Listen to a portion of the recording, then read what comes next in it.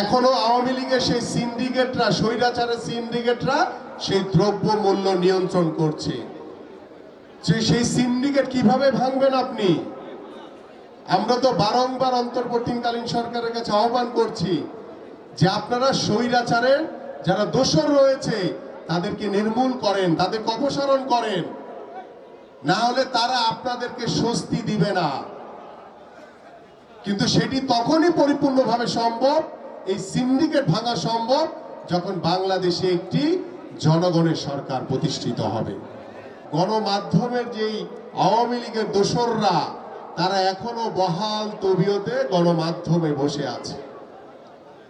আজকে আবার দেখলাম একটি পত্রিকায় যে স্বৈরাচার শেখ হাসিনার ফাঁসি না হওয়া পর্যন্ত আপনারা কেউ নির্বাচনের কথা বলবেন না। নির্বাচনের সাথে স্বৈরাচার শেখ হাসিনার ফাঁসির কি সম্পর্ক? মানে ক্ষমতার মোহে তারা অনেকেই নিজেরা মনের অজান্তে স্বৈরাচারের মতো কথা বলছে, স্বৈরাচারী মনোভাব নিয়ে তারা কথা বলছে। এই দাম্ভিকতা দেখাবেন না, কারণ বাংলাদেশের মানুষ কিন্তু সচেতন। বাংলাদেশের মানুষ 1971 সালে তারা প্রমাণ করেছে মহান স্বাধীনতা যুদ্ধের মাধ্যমে কিভাবে পাক হানাদার বাহিনীকে বাংলাদেশের মানুষ তাড়িয়ে দিয়েছে। আমরা দেখেছি 90 সালে স্বৈরাচার এরশাদের বিরুদ্ধে বাংলাদেশের ছাত্র জনতা ঐক্যবদ্ধ হয়ে কিভাবে তারা সংগ্রাম করে বাংলাদেশকে স্বৈরাচার মুক্ত করেছে। আমরা দীর্ঘ 17 বছর দেখেছি স্বৈরাচার শেখ হাসিনার বিরুদ্ধে বাংলাদেশের মানুষ কিভাবে সংগ্রাম করে স্বৈরাচারকে পতন ঘটিয়েছে। যদি আপনাদের ভিতরে একটি গোষ্ঠীকে আমরা দেখছি যে আপনাদের ভিতরে ক্ষমতার লোভ পেয়ে বসছে, এই ভুল পথে যাবেন না।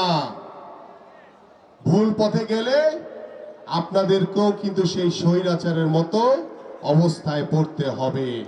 বাংলাদেশের জনগণ কখনো স্বৈরাচারকে আর ভবিষ্যতে মেনে নেবে না। তাই সাবধান হয়ে যান। রক্ত গরম, বয়স কম, দাম্ভিকতার সহিত কথা বলবেন না। বাংলাদেশের মানুষ অনেক সংগ্রাম করে বাংলাদেশের মাটিতে বেঁচে আছে। আমরা চাই অন্তর্বর্তীকালীন সরকারের কাছে বারবার আমরা আহ্বান করেছি যে আপনারা একটি সুষ্ঠু নির্বাচন দেন, কারণ সুষ্ঠু নির্বাচন না হলে বাংলাদেশে স্থিতিশীল অবস্থা আসবে না, গণতন্ত্র পরিপূর্ণভাবে প্রতিষ্ঠিত হবে না।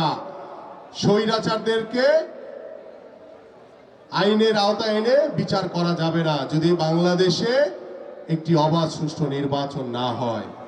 তাই কথাবার্তা সহনশীল, ধৈর্যশীল হয়ে বলবেন।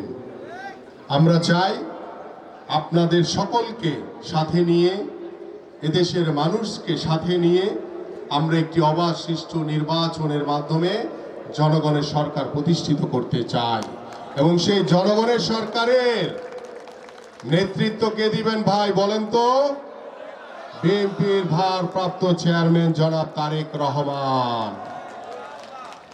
আসুন, আজকে যে কর্মশালার আগে যে ব্যাখ্যা বা যে বক্তব্য দিলাম, কারণ অনেকেই ধারণা যে জুলাই আগস্টের মাধ্যমে বাংলাদেশ স্বৈরাচার মুক্ত হয়েছে।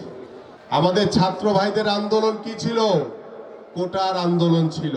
সেই কোটার আন্দোলনকে এদেশের সাধারণ মানুষকে সাথে নিয়ে, এদেশের জনগণকে সাথে নিয়ে বাংলাদেশ জাতীয়তাবাদী দলের সকল নেতৃবৃন্দকে একসাথে করে সেই এক দফা দাবি দিয়েছিলেন কে?